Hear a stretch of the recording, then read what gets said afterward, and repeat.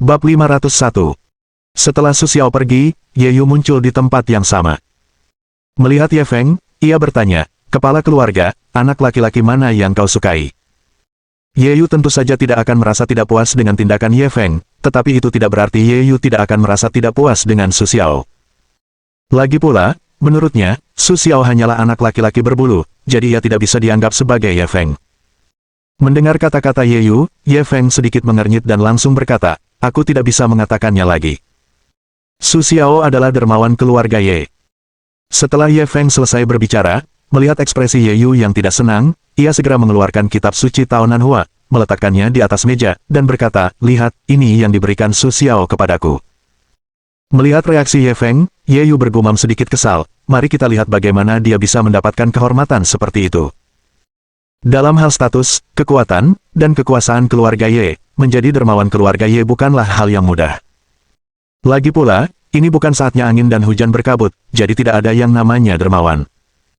Ye Feng tentu saja mendengar gumaman Ye Yu, tetapi ia tidak banyak bicara, jadi ia hanya meminta Ye Yu untuk memeriksa buku-buku itu dengan saksama. Meskipun Ye Yu berpikir seperti ini, ia juga berhati-hati untuk melihat buku-buku yang disimpan Ye Feng dengan hati-hati. Ketika ia membuka buku-buku itu, ia hanya melihat halaman pertama yang rendah. Ia menatap Ye Feng dengan ngeri dan bertanya, "Kepala suku, buku ini. Itu yang kau pikirkan?" Ye Feng tidak terkejut dengan reaksi Ye Yu, lalu bertanya, "Kau juga sudah membacanya? Apakah kau tahu nilai buku ini?"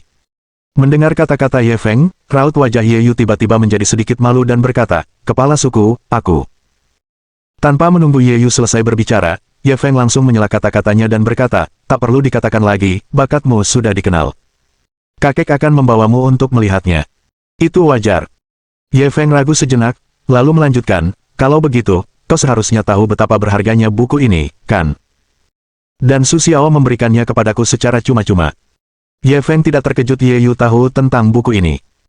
Lagi pula, Ye Feng tahu betul bahwa jika bakat Ye Yu tidak cocok untuk menjadi pemimpin klan, aku khawatir hari ini Ye Yu lah yang tumbuh besar di keluarga Ye. Dari sini kita bisa melihat betapa berbakatnya Ye Yu. Ketika masih muda, Ye Feng dulu iri dengan bakat Ye Yu. Namun di usianya yang sekarang, ia tidak lagi peduli dengan bakatnya. Yang lebih penting adalah kemakmuran keluarga Ye dan hak-haknya. Dibandingkan dengan menjadi seorang praktisi, Ye Feng lebih seperti seorang pengusaha dan politisi. Gratis, bagaimana mungkin? Ye Yu langsung terkejut ketika mendengar kata-kata Ye Feng. Bahkan wajahnya pun berubah. Tidak ada seorang pun di keluarga Ye yang bisa melihat buku-buku seperti itu. Bahkan dengan bakatnya, ia hanya membacanya 2 kali, apalagi memberikannya secara gratis. Hal semacam ini membuat Ye Yu sulit membayangkannya. Ya, ini yang diberikan Su Xiao secara gratis. Lalu, kau bilang, apakah Su Xiao adalah dermawan keluarga Ye kita? Melihat ekspresi terkejut Ye Yu, Ye Feng merasa sedikit lebih baik. Setidaknya ia tidak sendirian. Bukankah kita tidak memberikan apa-apa dengan cuma-cuma? Ye Yu langsung berkata bahwa ia bingung dan menatap Ye Feng. Ada yang salah dengan tatapan Ye Feng. Meskipun ia tahu bahwa Ye Feng telah menjadi ahli dalam perhitungan sejak ia menjadi kepala keluarga, ia tidak menyangka Ye Feng bisa melakukan pekerjaan Tao seperti Baina. Ia bukan tanpa hati nurani, hanya tanpa hati nurani. Melihat tatapan aneh Ye Yu, Ye Feng merasa aneh dan menggerakkan tubuhnya. Ia segera menjelaskan, "Ini adalah sesuatu yang harus diberikan Su Xiao kepadaku, dan aku juga memintanya untuk mengunjungi etnologi kita, dan membiarkannya memilih guru dan murid di keluarga Ye kita." Ye Feng mengatakan kesepakatan antara dirinya dan Su Xiao, agar Ye Yu tidak benar-benar berpikir bahwa ia mengingini Su Xiao. Namun, setelah mendengarkan kata-kata Ye Feng, raut wajah Ye Yu masih sedikit marah dan berkata, "Apa bedanya? Keduanya sama sekali tidak setara, dan pendapatan akhirnya bukan milik keluarga Ye kita." Ye Yu, yang berdedikasi pada kultivasi, tidak memikirkan hal-hal ini seperti Ye Feng. Ia hanya tahu perbedaan antara rasa terima kasih dan dendam. Ye Feng merasa tak berdaya ketika melihat tatapan Ye Yu. Meskipun ia tahu gaya Ye Yu sejak awal, ia bahkan menyukai gayanya di masa lalu. Setidaknya ia tidak akan ikut campur dalam urusan Ye sesuka hati. Tapi sekarang tampaknya Ye Yu hanyalah sebuah palu. Dia segera memegang dadanya dan berkata, "Jangan khawatir. Aku akan membicarakannya dengan ketua klan. Apa kau masih berpikir Su Xiao tidak pantas untuk Ye Xuan?" Mendengar kata-kata Ye Feng, Ye Yu tidak melanjutkan bertanya, tetapi terus mengikuti kata-kata Ye Feng dan merenung. Setelah beberapa saat, Ye Yu segera berkata kepada Ye Feng, kepala keluarga, bukankah ini masalahmu? Masalah pernikahan anak pada awalnya adalah tanggung jawab kepala keluarga. Ye Feng tidak menyangka bahwa setelah Ye Yu berpikir sejenak, dia memberikan jawaban seperti itu. Tiba-tiba, dia merasa sedikit terhambat dan berkata kepada Ye Yu, kau adalah ayah Xuan Er, jika Xuan Er benar-benar memiliki kemungkinan untuk menghubungi Su Xiao, maka tentu saja kau juga perlu menghubungi Su Xiao. Pada saat itu, bagaimana kau bisa terus bersikap seperti itu? Ye Yu sebenarnya tahu arti kata-kata Ye Feng, tetapi Ye Yu tidak pernah merasa kasihan dengan masalah seperti itu. Bahkan menikah dan memiliki anak diatur oleh keluarga, tetapi dia tidak keberatan. Bahkan sejak kecil, dia selalu tinggal di keluarga. Karena itu, dia tidak mengerti apa arti masalah ini bagi Ye Xuan, jadi dia langsung berkata, jika aku tidak melakukan ini, apalagi yang bisa kulakukan? Sekarang mari kita belajar bagaimana bersikap. Melihat rasa malu di wajah Ye Yu, Ye Feng langsung teringat temperamen Su Xiao dan tidak melanjutkan topik ini. Selama Ye Feng sedikit jernih dan tidak merusaknya, itu bagus. Kemudian dia berkata kepada Ye Yu, itu tidak perlu, tetapi kamu tidak bisa menatap Su Xiao dengan mata kritis. Apakah kamu mengerti? Kemudian Ye Feng hanya bisa menarik telinganya untuk berkata kepada Ye Yu. Untuk hal seperti itu, Ye Yu harus mendengarkan. Baiklah, saatnya untuk menyebutmu. Aku akan ingat untuk menyebutmu. Sekarang, mari kita biarkan leluhur kita yang memutuskan ini. Setelah memberi pelajaran kepada Ye Yu, Ye Feng tidak melanjutkannya, lalu berkata kepada Ye Yu dengan wajah datar. Baiklah, ayo pergi sekarang. Mendengar kata-kata Ye Feng, Ye Yu segera mengikutinya dengan jujur. Bahkan raut wajahnya pun menjadi serius. Saat ini, Su Xiao, yang mengikuti Ye Xuan dalam pelajaran sejarah, tentu saja tidak tahu apa-apa tentang percakapan antara Ye Feng dan Ye Yu. Meskipun ia juga menyadari bahwa Ye Yu belum pergi jauh ketika ia pergi, ia tidak akan gegabah ikut campur dalam urusannya. Melihat pemandangan itu, Su Xiao berkata sambil tersenyum, ini benar-benar seperti universitas. Di mata Su Xiao, sekolah keluarga Ye tidak jauh berbeda dengan yang disebut universitas, bahkan fasilitasnya pun lebih lengkap. Tentu saja, dibandingkan dengan kebanyakan sekolah, lapangan olahraga sekolah keluarga Ye, yaitu tempat latihan bela diri, sangat luas, bahkan lebih besar dari yang disebut gimnasium. Mendengar seruan Su Xiao, Ye Xuan juga tersenyum diam-diam, lalu berkata kepada Su Xiao, aku mendengar percakapanmu dengan kepala keluarga sebelumnya. Aku merasa Suge, yang seharusnya kau inginkan adalah perguruan tinggi yang mirip dengan universitas. Jadi aku akan membawamu ke perguruan tinggi tingkat lanjut, yang mirip dengan universitas. Jika Suge ingin tahu tentang perguruan tinggi tingkat dasar dan menengah, aku bisa mengajakmu melihatnya nanti. Ye Xuan menatap Su dengan senyum nakal, mengerjap sebentar, lalu memperkenalkannya. Su Xiao merenung sejenak, lalu menggelengkan kepalanya dan berkata, tidak, aku sebenarnya tidak tega memulai sekolah dasar, tapi aku akan pergi ke perguruan tinggi menengah nanti. Lagi pula, aku ingin merekrut beberapa siswa berbakat. Mendengar kata-kata Su Xiao, Ye Xuan bertanya dengan heran, Saudara Su, apakah Anda ingin menerima murid? Apakah ada persyaratan? Melihat pertanyaan Ye Xuan yang mendesak, Su Xiao langsung tersenyum dan berkata, tentu saja, nilainya semakin rendah. Aku khawatir kau tidak bisa melakukannya. Apa yang kau bicarakan, Kakak Su? Mendengar ejekan Su Xiao, Ye Xuan langsung berkata dengan sedikit malu dan marah, lalu menjelaskan dengan sedikit kesal, ada seorang adik laki-laki di keluargaku, yang berusia 9 tahun. Jika dia memenuhi persyaratan, aku juga ingin dia memiliki masa depan yang cerah. Setelah itu, Ye Xuan menatap Su Xiao sambil tersenyum. Namun, penampilan Ye Xuan justru membuat Su Xiao merasa Ye Xuan semakin menawan. Su Xiao langsung berkata sambil tersenyum, ketika sekolah dibuka, kau bisa membawanya untuk melihatnya.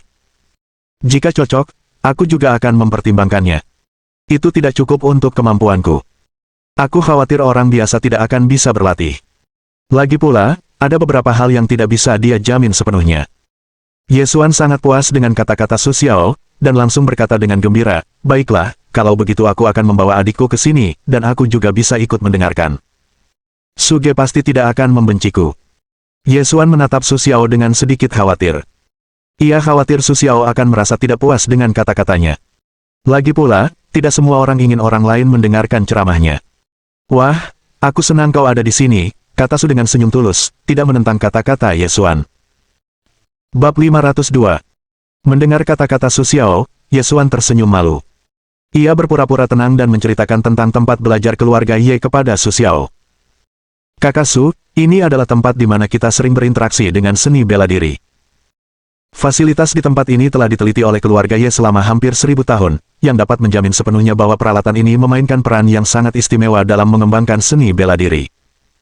Dengan wajah bangga, Ye Xuan memperkenalkan fasilitas di tempat tersebut kepada Su Xiao, tempat yang telah ia tinggali selama lebih dari 10 tahun. Ye Xuan juga memiliki perasaan yang mendalam, dan ia juga ingin memperkenalkan tempat yang paling berkesan bagi dirinya kepada Su Xiao. Setelah diperkenalkan oleh Ye Xuan, Su Xiao dan teman-teman sekelasnya berjalan perlahan di tepi lapangan latihan seni bela diri, menyaksikan para siswa yang antusias berlatih keterampilan bela diri mereka. Di luar lapangan, ada beberapa pria seperti pelatih yang mengawasi para siswa ini. Bagaimana kabarmu? Saudara Su, apakah murid-murid keluarga Ye ini masih bisa sependapat? Ye Xuan menatap Su Xiao, tetapi ia hanya menatap anak-anak keluarga Ye dalam diam. Tiba-tiba, ia bertanya dengan sedikit gelisah. Su Xiao mengangguk pelan, dengan nada yang sangat diperlukan, lalu berkata dengan santai, tidak apa-apa, hanya saja usia mereka sedikit lebih tua. Sekilas, belum lagi kekuatan semua orang yang hadir tidak sebaik Su Xiao, bahkan usia mereka lebih tua. Dalam pandangan Su Xiao, wajar saja jika mereka tidak sebaik Su Xiao. Lagi pula, ia membutuhkan seorang jenius, bahkan seorang jenius tingkat atas. Kalau tidak, orang biasa seperti kubis di jalan bagi Su Xiao. Mereka bahkan tidak terlihat olehnya. Oleh karena itu, bahkan para biksu berbakat dari keluarga Ye pun tidak ada apa-apanya bagi Su Xiao. Mendengar kata-kata Su Xiao, Ye Xuan tampak sedikit malu. Namun, ketika ia berpikir bahwa Su Xiao baru berusia 20-an, ia sudah memiliki kultivasi yang dapat mengubah dunia, dan ia tidak tahu harus berkata apa. Tepat ketika Ye Xuan sedang memikirkan cara untuk membantah Su Xiao, sebuah suara penuh kesombongan datang dari belakang mereka bertiga, sepertinya kultivasi teman Tao ini pasti luar biasa. Kalau tidak, bagaimana mungkin kita begitu pilih-pilih soal anak-anak keluarga Ye kita? Saat suara itu jatuh, seorang pemuda berjas Tao putih menatap Su Xiao dan yang lainnya dengan arogansi yang biasa. Kemudian, ketika ia melihat Ye Xuan, ia berkata dengan nada meremehkan, adik seperguruan Ye Xuan, kau dari keluarga Ye. Apa kau hanya memandang rendah orang luar dan mengejek kami, keluarga Ye? Melihat pria yang tiba-tiba muncul, Su Xiao tak kuasa menahan diri untuk sedikit mengernyit. Tepat ketika ia hendak mengatakan sesuatu, Ye Xuan membalas dengan nada kesal, Ye Zi, jangan keterlaluan. Kapan Suge pernah mengejek keluarga Ye kita? Lagi pula, sebagai Suge, kau tak bisa meragukannya. Cepat minta maaf pada Suge. Ye Xuan tidak senang dengan Ye Zi. Ia tidak terlalu berbakat, tetapi ia banyak bekerja. Ia pernah dipenjara sebelum dinasti Ming. Sekarang ia tiba-tiba muncul kembali, yang mengganggu minat Su Xiao. Hal ini membuat Ye Xuan merasa sangat buruk, dan ia tak ingin memberikan muka sedikit pun pada Ye Zi. Namun, ketika Ye Xuan mendengar ini, Ye Zi langsung berkata, identitas apa yang bisa kau miliki? Ye Xuan, jangan bicara sembarangan. Ye Zi menyipitkan mata ke arah Su Xiao dan berkata dengan nada acuh tak acuh bahwa ia tidak bermaksud menatap Su Xiao. Melihat sikap Ye Zi, Su Xiao merasa itu cukup menarik. Dia mendongak sedikit dan berkata, namamu Ye Zi. Apa statusmu di keluarga Ye? Yaitu, saudara Su adalah dermawan keluarga Ye kita. Kau mengganggu saudara Su tanpa alasan. Awas saja kalau sampai dikurung kakekmu lagi. Setelah mendengar Su Xiao berbicara, Ye Xuan pun merasa tidak pantas menjadi seorang wanita, dan langsung melempar batu ke arah Ye Zi. Bagi orang gila seperti Ye Zi, menurut Ye Xuan, hanya jika dia lebih tidak tahu malu barulah hal itu bisa dilakukan. Awalnya, ketika Ye Xuan menyebutkan bahwa Su Xiao berasal dari keluarga Ye, Ye Zi langsung teringat penjelasan kakeknya. Wajahnya tiba-tiba berubah. Namun, ketika Ye Xuan langsung menyodok bekas lukanya, wajah Ye Zi tiba-tiba menjadi garang. Kau bilang dermawan adalah dermawan. Ye Xuan tidak mungkin menjadi kepala keluarga Ye kita. Ye Zi menatap Ye Xuan dengan sedikit kebencian, dan bahkan mengabaikan Su Xiao. Melihat ekspresi Ye Zi, Su Xiao langsung merasa sedikit tidak enak, dan segera menarik Ye Xuan ke belakangnya. Namun Ye Zi hendak melakukan sesuatu, tetapi tindakan Su Xiao langsung menghalanginya. Tatapan mata Su Xiao dipenuhi racun. Ye Xuan, yang tersadar oleh tindakan Su Xiao, segera menyadari Yuan asli di tangan kanan Ye Zi. Ia merasa takut dan segera berdiri di belakang Su Xiao dan bertanya pada Ye Zi, Ye Zi, kau gila, apa kau ingin berkelahi dengan orang lain? Ye Zi tersenyum getir, tampak tenang, Ye Xuan, bukankah kau selalu berpikir aku bukan keluarga Ye, tapi juga orang gila? Akan kutunjukkan padamu apa itu orang gila. Ye Zi sama sekali tidak berniat menatap Su Xiao. Yuan asli di tangannya semakin terkonsentrasi. Dengan tatapan Ye Xuan yang ketakutan, ia bergegas menuju Ye Xuan. Melihat perilaku Ye Zi, Ye Xuan tiba-tiba marah dan berteriak, "Ye Zi, apa kau benar-benar gila? Kalau kau mulai di sini, apa kau tidak takut dikeluarkan dari keluarga Ye?" Teriakan Ye Xuan sepertinya tidak terdengar, dan Ye Zi tetap menerjang Ye Xuan. Tepat ketika Ye Zi hendak memberikan pukulan berat, Su Xiao tiba-tiba bergerak. Telapak tangannya tampak ringan, tetapi dengan kekuatan guntur yang terkumpul, ia langsung menahan gerakan Ye Zi. Setelah dihalangi oleh Su Xiao, Ye Zi segera menyerahkan Yuan asli di tangannya kepada Su Xiao. "Ye Zi, beraninya kau. Jika kau berani menyakiti kakak Su, kakekmu tidak akan bisa melindungimu." Melihat tindakan Ye Zi, ekspresi Ye Xuan terkejut. Ia bahkan diam-diam menyesali bahwa ia tidak seharusnya melarikan diri. Dengan cara ini, Ye Zi tidak akan menyakiti Su Xiao. Terlebih lagi, jika Su Xiao terluka di depannya, ia tidak akan bisa melarikan diri bahkan jika ia tidak menyebut Ye Zi. Meskipun kultivasi Ye Zi tidak sebaik Su Xiao, Ye Zi selalu menjadi satu-satunya keturunan dari dua garis keturunan keluarga Ye, yang sangat dihargai oleh kedua garis keturunan keluarga Ye. Oleh karena itu, ada banyak benda di tangannya. Bahkan di tangannya, terdapat harta karun semi-spiritual. Dapat dibayangkan bahwa meskipun kultivasi Ye Zi tidak memadai, kemampuannya tidak buruk. Namun, di balik tatapan terkejut Ye Xuan, Su Xiao tampak cukup tenang, seolah-olah dia tidak menyadari kekuatan besar yang terkandung di telapak tangan Ye Zi. Ketika Ye Zi hendak menyentuh Su Xiao, energi sejati di tangannya seperti api yang bertemu air es, energi itu padam sepenuhnya dalam sekejap, bahkan tanpa meninggalkan jejak sedikit pun, yang membuat semua orang di tempat kejadian berdiri diam. Apa yang terjadi? Ketika Ye Xuan melihat pemandangan yang mengejutkan ini, dia langsung bertanya dengan heran. "Kau tahu, metode Ye Zi tidak kenal takut bahkan dalam menghadapi yang kuat." Inilah mengapa Ye Zi selalu begitu sombong. Menghadapi pertanyaan Ye Xuan, Su Xiao hanya tersenyum kecil dan tidak menjawabnya. Bagaimanapun, ini terkait dengan keahliannya. Tentu saja, Su Xiao tidak akan bicara omong kosong. Melihat tatapan Su Xiao, Ye Xuan juga tahu apa yang dimaksud Su Xiao. Seketika, ia tak berniat untuk terus bertanya. Namun, Ye Zi, yang berada di sampingnya, tak terlalu khawatir. Terlebih lagi, ia kini ditahan oleh Su Xiao, yang membuat Ye Zi merasa sangat malu dan geram. Ia langsung berteriak, "Apa yang kau lakukan? Lepaskan aku. Apa kau tak peduli dengan masalah keluarga Ye? Beraninya kau mencoba menggangguku." Melihat Su Xiao tidak melakukan apapun pada dirinya sendiri, Ye Zi langsung berpikir bahwa Su Xiao takut pada keluarga Ye, dan langsung membentak Su Xiao. Namun, ketika mendengar kata-kata Ye Zi, Su Xiao hanya merasa geli. Jika Ye Feng yang mengatakan ini, Su Xiao mungkin akan ragu-ragu. Namun, Ye Zi sekarang hanyalah seorang biksu cilik. Bahkan menurut Su Xiao, kemampuan Ye Xuan di keluarga Ye tidak sebaik Ye Xuan, dan dia tidak mungkin ragu. Dia langsung menekan orang itu ke tanah. "Apa katamu?" Su Xiao langsung menginjak wajah Ye Zi dan bertanya perlahan dengan senyum santai. Melihat Su Xiao seperti ini, Ye Xuan, yang mencoba membujuknya untuk melakukan dua hal, langsung memusatkan perhatian dan berdiri di samping seolah-olah dia tidak melihat apa-apa. Namun, meskipun Ye Zi juga merasa ada yang salah, dia tidak pernah berpikir untuk takut pada siapapun. Bahkan jika Ye Xuan adalah biksu berbakat dari keluarga Ye, dia tidak perlu takut padanya. Untuk sesaat, Ye Zi tampak memiliki kepercayaan diri yang tak terbatas. Ia langsung berteriak kepada Su Xiao, "Lepaskan aku.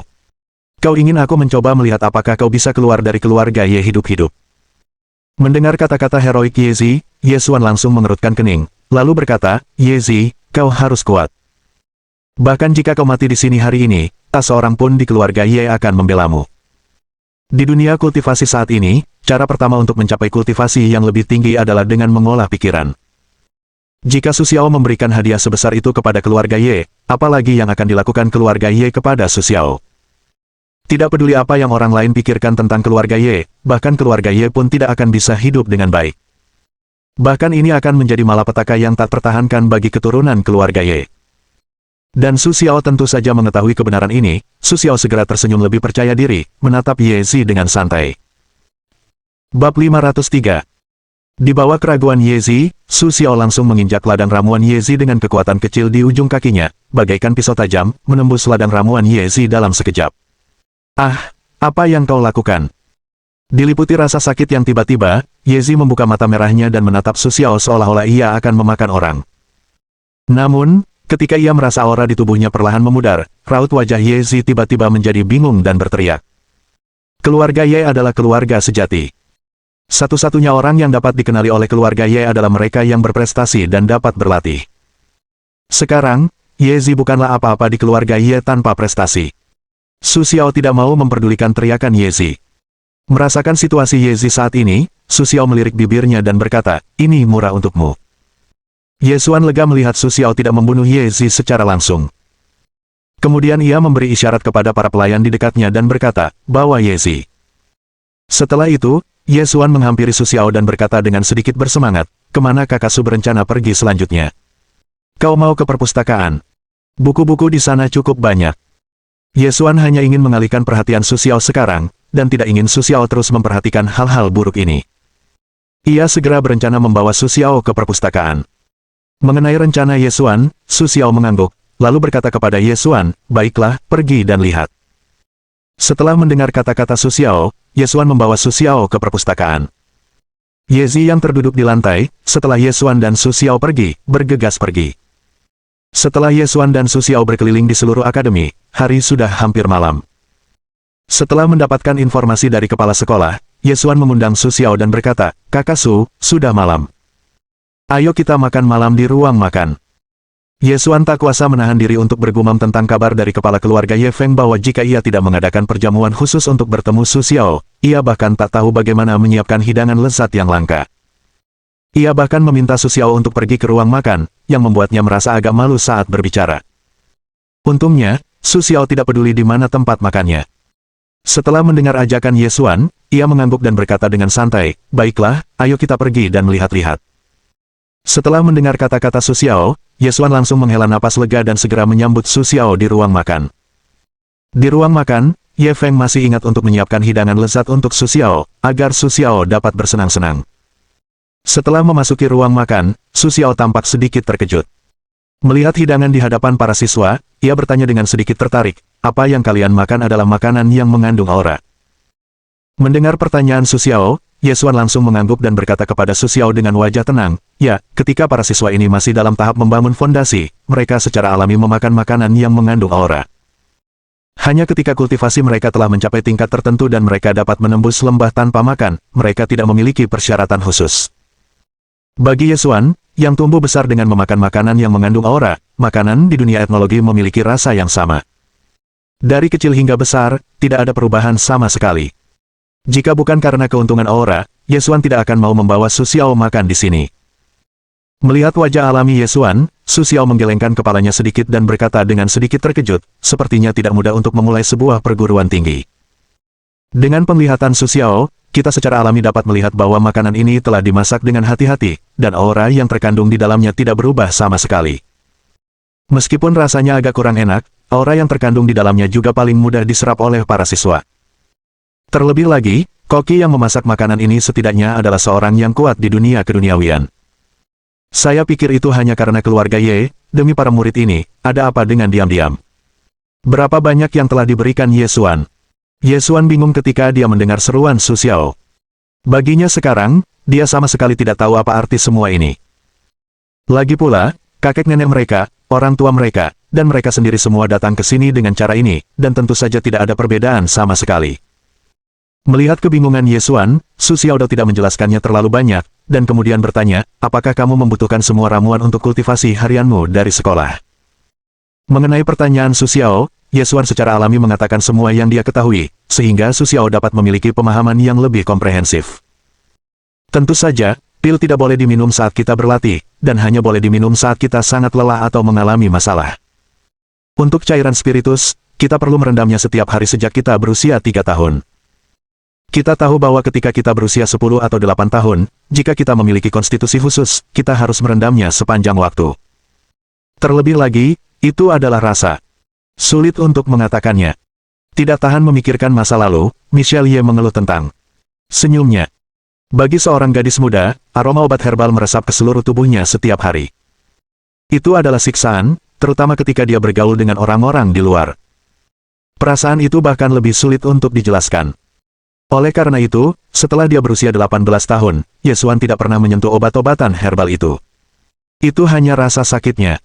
Melihat reaksi Yesuan seperti ini, Su Xiao pun ikut terhibur. Ia tentu saja mengerti cara Yesuan, tetapi Yesuan yang masih terlalu muda jelas tidak tahu. Bawa aku melihat cairanmu nanti. Su Xiao menghela napas dalam hati, lalu berkata kepada Yesuan. Baiklah, setelah makan malam, aku akan menunjukkannya padamu. Mendengar permintaan Su Xiao, raut wajah Yesuan langsung berubah muram. Namun, Yesuan tidak ingin menentang permintaan Su Xiao, jadi ia langsung menyetujuinya. Alasan Yesuan berada dalam dilema seperti itu adalah karena setiap kali ia memeriksa cairan roh, ia harus merendamnya sekali. Hal ini juga ditetapkan oleh guru yang mengelola cairan roh, dan aturan seperti itu sulit diterima Yesuan. Perlu diketahui bahwa bau cairan roh tidak bisa dihilangkan dalam 3 hari ke depan. Mereka tidak mau merendamnya, meskipun mereka tahu itu baik untuk mereka. Tentu saja, Su Xiao tidak tahu mengapa Yesuan merasa dilema. Setelah mendapatkan jawaban yang diinginkannya, ia tidak banyak bicara. Ia langsung menatap hidangan di depannya.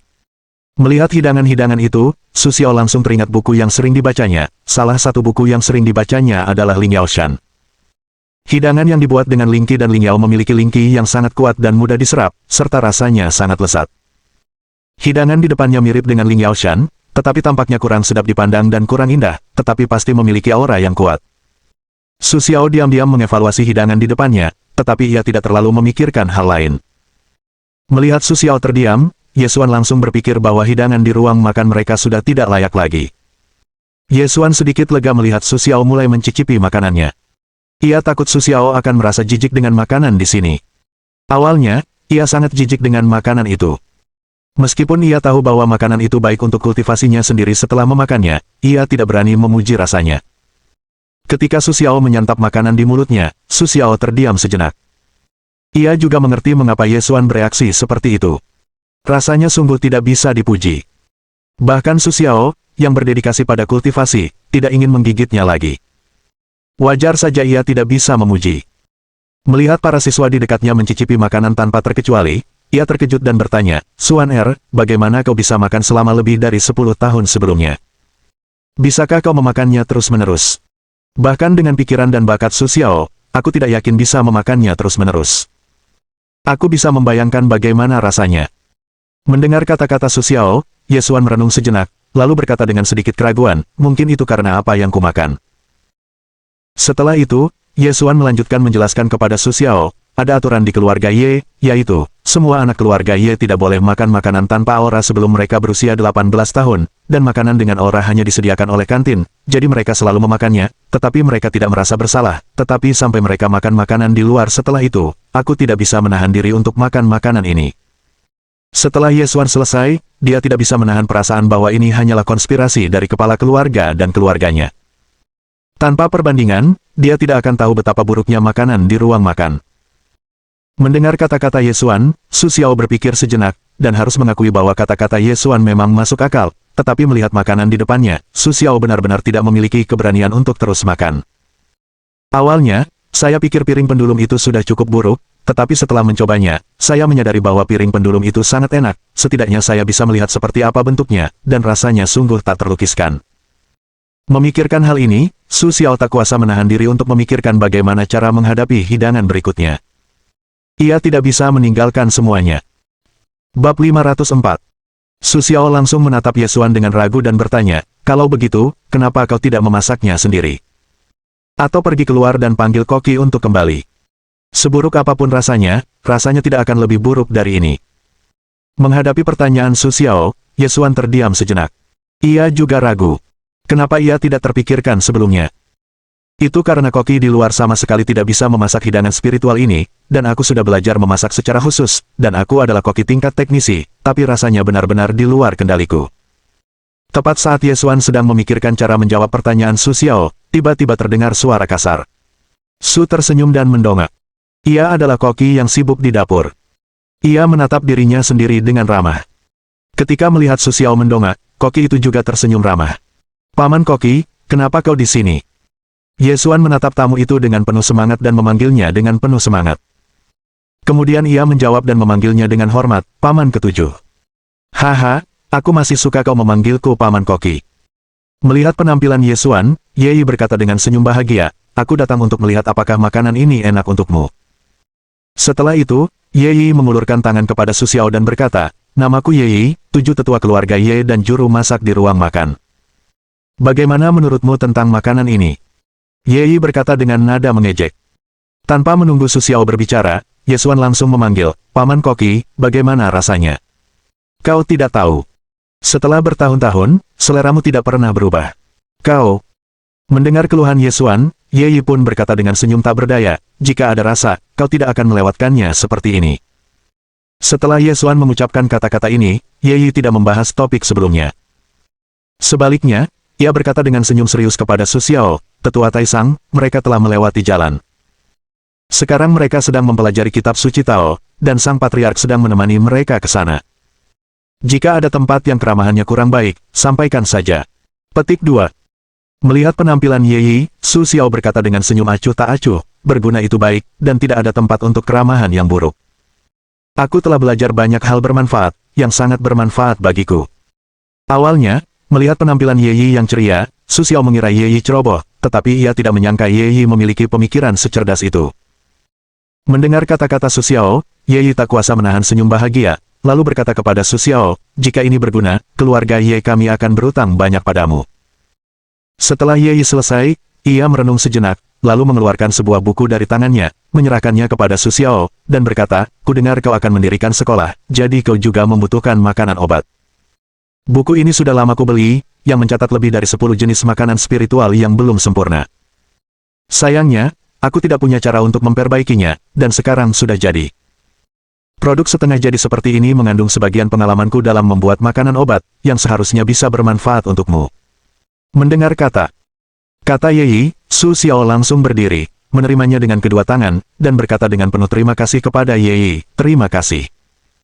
Meskipun Su Xiao hanya mengucapkan 2 kata singkat, Ye Yi juga bisa merasakan rasa terima kasih Su Xiao yang tulus. Ia langsung tersenyum puas, mengangguk, dan berkata, "Senang bisa membantumu." Su Xiao mengambil buku yang diberikan Ye Yi dan membacanya dengan saksama. Dalam sekejap, ia menyadari bahwa buku itu mirip dengan buku bernama Ling Yaoshan yang ada di benak Su Xiao, tetapi buku Ye Yi belum lengkap. Ling Yaoshan awalnya memiliki 128 jenis Ling Yaoshan. Namun, dalam buku Ye Yi, hanya ada 12 jenis makanan obat, dan kebanyakan tidak lengkap, yang membuat Su Xiao terharu. Namun, catatan yang ditulis Ye Yi di samping buku itu memberi Su Xiao banyak wawasan. Sayangnya, Su Xiao belum menuliskan buku ini, kalau tidak, Su Xiao ingin memberinya salinannya. Setelah itu, Su Xiao dan Ye Yi bertukar sapa sejenak, lalu mengajukan permintaan kepada Ye Yi dan bertanya, "Paman Dewa Dapur." Setelah berkenalan dengan Ye Yi, Su Xiao, seperti Ye Xuan, memanggil Ye Yi sebagai Paman Dewa Dapur. Impian Ye Yi adalah menjadi Dewa Dapur dan memasak hidangan terlezat dengan ramuan tersebut. Apakah ada murid di sini? Dalam ingatan Su Xiao, secara umum, karir seperti juru masak dapat dipisahkan dari guru, dan Su Xiao seperti sedang mencari juru masak seperti itu. Meskipun Su Xiao, yang memiliki banyak buku, tentu saja tidak kekurangan resep makanan berkhasiat, tidak banyak orang yang berpengalaman. Lagi pula, ia tidak bisa menjadi juru masak makanan berkhasiat sekaligus. Oleh karena itu, penting untuk mencari juru masak yang kaya pengalaman dan telah memasak makanan berkhasiat spiritual. Mendengar kata-kata Su Xiao, Ye Yi berpikir sejenak, lalu berkata kepada Su Xiao, "Jika kau hanya membutuhkan koki yang bisa memasak ramuan, aku bisa mencarikan 2 untukmu. Tapi jika kau ingin menjadi guru sejati, aku pun tak berani mengakuinya." Setelah Ye Yi berkata demikian, ia memanggil 2 orang ke dapur dan memperkenalkan mereka kepada Su Xiao, keduanya adalah anak-anak keluarga Ye. Mereka juga memiliki bakat memasak tertentu. Meskipun mereka belum mempelajari keahlian mereka, mereka bisa datang kepadaku kapanpun mereka mau belajar. Sedangkan untuk yang lain, aku tidak merekomendasikan mereka kepadamu. Mereka semua loyal. Itu bukan hal yang baik untukmu dan keluarga Ye. Jika kau menyukai mereka, bawalah mereka. Di hadapan Su Xiao, Ye Yi berkata kepada Su Xiao dengan lugas, tanpa sedikit pun niat untuk menyembunyikan. Saat ini, kedua orang yang dipanggil Ye Yi sudah pucat pasi. Jelas, Ye Yi tidak menyangka Ye Yi akan berbicara begitu terus terang. "Terima kasih atas kebaikan kalian. Maukah kalian berdua pergi bersamaku?" Su Xiao berterima kasih kepada Ye Yi dan berkata bahwa atas pemikirannya, apapun yang terjadi, Su Xiao harus mengakui bahwa inilah cara terbaik untuk menghadapi mereka. Kemudian, Su Xiao menatap kedua orang pucat itu dan bertanya, Melihat mereka tidak menjawab secara langsung, Ye Yi langsung berkata dengan nada kesal, kalian bukan keluarga inti keluarga Ye. Hubungan antara kalian dan keluarga Ye sangat jauh. Saat kalian datang, kalian beruntung, dan aku tahu pikiran kalian, jadi aku telah menemukan rumah yang baik untuk kalian sekarang. Lebih baik daripada keluar dan bertemu kalian setelah lulus sekolah. Ye Yi menatap mereka dengan tulus, yang membuat mereka terkejut. Ia segera memberi hormat kepada Ye Yi dengan hormat. Kemudian ia berkata kepada Su Xiao, saya sudah bertemu dengan bos. Melihat tindakan mereka, Su Xiao mengangguk puas, dan cukup puas dengan mereka. Terlebih lagi, Su Xiao dapat melihat bahwa mereka berdua sangat ambisius, tetapi tahu bagaimana mengingat kebaikan mereka, dan Su Xiao sangat menghargai orang-orang seperti itu. Su Xiao langsung menatap Ye Yi dan berkata, Paman Chef, aku akan memberimu kejutan besok. Aku jamin kau akan puas. Ye Yi tidak menanggapi perkataan Su Xiao. Ia hanya tersenyum lebar dan berkata, baiklah, aku akan menyiapkan makanan besar untukmu besok siang, yang pasti akan membuatmu puas. Makanan besar, atau seperti ini. Baiklah, lupakan saja. Ye Xuan, di sisi lain, langsung berkata dengan sedikit ketidakpuasan ketika mendengar kata-kata Ye Yi. Namun, ia masih ingat dengan jelas. Saat berusia 20 tahun, Ye Yi juga pernah berkata akan menyiapkan makanan besar untuknya, tetapi ternyata rasanya sama tak tertahankannya dengan makanan di kantin. Jika makanan besar Ye Yi masih seperti ini, lupakan saja. Mendengar kata-kata Ye Xuan, Su Xiao teringat apa yang pernah ia rasakan sebelumnya, dan raut wajahnya sedikit tidak wajar. Ia pun ingin menolak kebaikan Ye Yi. Sebagus apapun bahannya, Su Xiao tidak mau mencobanya. Melihat sikap Su Xiao dan Ye Xuan, Ye Yi pun sedikit tertekan dan berkata, tentu saja tidak akan seperti ini.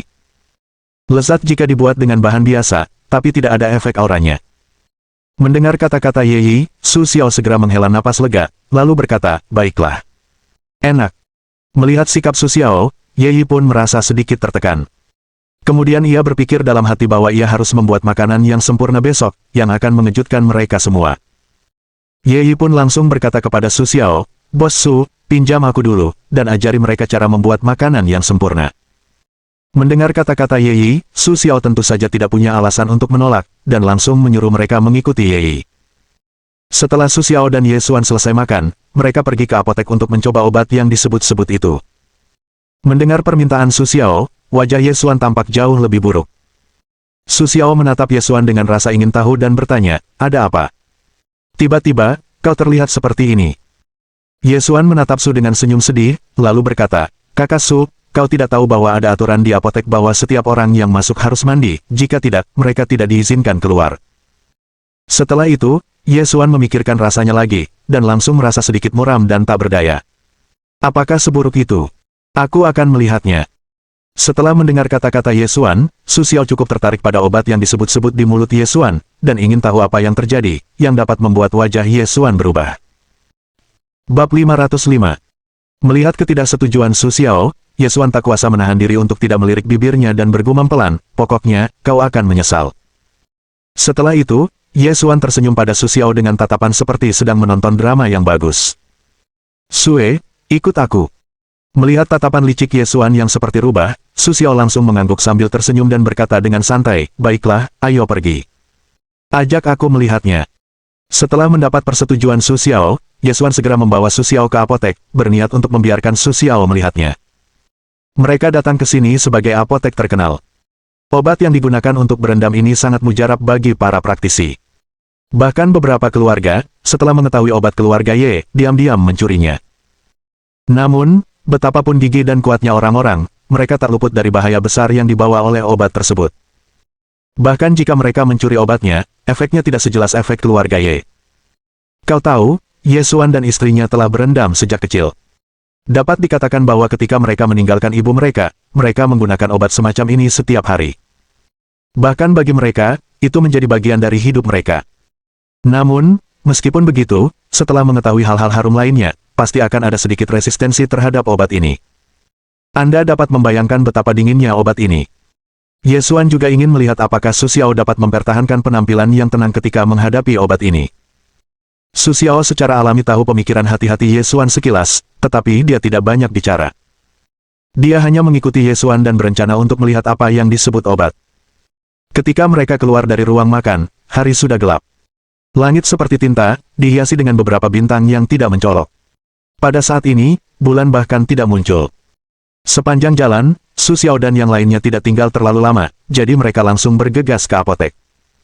Setelah berjalan melalui hutan bangunan, Ye Xuan samar-samar melihat sebuah ruangan dengan lampu terang di kejauhan. Melihat ruangan di kejauhan, Ye Xuan memperkenalkan Su Xiao, "Kak Su, itu apotek. Kamar mandinya juga ada di sana. Ayo kita masuk dan melihat-lihat." "Baiklah, pergi dan lihat." Su Xiao memandang ke arah ruang pengobatan di kejauhan dan mengangguk. Sebagai orang yang kuat, raut wajah Su Xiao jauh lebih tajam daripada orang biasa. Ketika mereka meninggalkan hutan, Su Xiao samar-samar mencium bau yang tak terlukiskan, yang membuat orang merasa jijik. Namun, setelah mencium bau ini, Su Xiao jelas merasakan kebenaran di tubuhnya, dan menjadi lebih jinak, dan bahkan kesadarannya menjadi rileks, yang membuat Su Xiao merasa rileks dan bahagia luar dalam. Menyadari perubahan tersebut, Su Xiao langsung mengerti mengapa keluarga Ye masih menghormati cairan yang tak terlukiskan itu. Jika cairan semacam ini digunakan terus-menerus sejak kecil hingga dewasa, bakat seseorang pasti akan meningkat pesat. Bahkan praktisi biasa pun, setelah meminum obat semacam ini setiap hari, akar bakatnya akan berubah drastis. Tak heran jika keluarga Ye, sebagai keluarga bangsawan, dapat mewarisinya selama ribuan tahun. Tulisan tangan seperti ini membuat Su Xiao merasa kagum, bahkan untuk apa yang disebut obat cair, ada secercah harapan. Su Xiao langsung berpikir sejenak dan berkata dalam hati, "Sistem, obat macam apa ini?" Setelah mencari semua pengetahuan di benaknya, Su Xiao menemukan bahwa tidak ada obat cair yang dapat memiliki efek ajaib seperti itu. Ia tak dapat berbuat apa-apa selain meningkatkan akar dan tulang, melatih kebenaran dan kesadaran, dan bahkan mengobati rasa sakit. Tentu saja, di antara semua efek tersebut, yang terakhir tidak perlu dipedulikan, tetapi menggabungkan semua efek ini bukanlah hal yang mudah. Kombinasi tak lengkap dari cairan pencuci sumsum, cairan roh penempaan, dan pil Qiangshen, ketika tuan rumah meminum ketiganya secara bersamaan, juga memiliki efek 10 kali lipat. Su Xiao mendengar sistem tenang dengan nada bangga, rasa ingin tahunya langsung muncul, dan ia pun segera melanjutkan bertanya, "Ketiga benda ini, buku yang mana? Kenapa aku tidak melihatnya?" Untuk benda sebagus itu, baik digunakan oleh Su Xiao sendiri maupun oleh bawahannya, benda itu harus dimiliki. Karena itu, setelah melihat efeknya, Su Xiao tentu saja tidak ingin melewatkannya. Namun, dalam buku tentang alkimia, Su Xiao benar-benar tidak memikirkan hal-hal yang relevan, dan langsung bertanya kepada sistem. Buku lengkap pondasi bangunan, masing-masing 153, 179, dan 325. Mendengar ini, Su Xiao terdiam sejenak. Tentu saja ia membeli Zuji dakwaan dari sistem, tetapi buku ini adalah buku terbesar Su Xiao. Meskipun hanya sekitar 1000 halaman, informasi yang terkandung di setiap halaman sebanding dengan buku setebal satu jari. Saya bisa membayangkan berapa banyak hal yang terkandung dalam buku ini. Su Xiao berpikir bahwa sudah lama sejak ia jauh dari membangun pondasi, dan tentu saja ia tidak membutuhkan hal-hal ini. Jadi Su Xiao melihat isi umum secara acak, tetapi tidak terlalu teliti. Tetapi mendengar kata-kata ini dari sistem, Su Xiao segera mempertimbangkan apakah ia ingin pergi melihat buku pembangunan pondasi. Tepat saat Su Xiao sedang bermeditasi, suara sistem terdengar lagi. Pengetahuan tentang Ling Yaoshan juga berisi lusinan resep untuk anak-anak dan bahkan semua praktisi. Tuan rumah dapat berkonsultasi sendiri. Kata-kata sistem itu langsung membuat Su Xiao tersenyum dan meliriknya, lalu berkata, "Tidakkah kau ingin aku menyelesaikan membaca buku yang disebut Fondasi Bangunan? Kita lihat saja nanti." Setelah itu, Su Xiao tidak ingin memperhatikan sistem. Pada saat ini, Su Xiao dan ketiga orangnya juga pergi ke apotek di depan. Melihat aula apotek dari dekat, yang paling mencolok adalah aromanya yang kuat, yang membuat semua orang yang lewat harus menutup hidung mereka. Akibatnya, Su Xiao dan Ye Qian, yang keduanya berwajah tenang, telah menarik perhatian besar. Ye Xuan meremas hidung kecilnya erat-erat, dan dengan suara hangat, dia bertanya kepada Su Xiao sambil tersenyum, "Kakak Su, bukankah kau bertanya tentang rasanya?" Ye Xuan menatap Su Xiao dengan sedikit rasa ingin tahu. Jika Su Xiao punya cara untuk menyelesaikan masalah ini, Ye Xuan juga ingin mencobanya.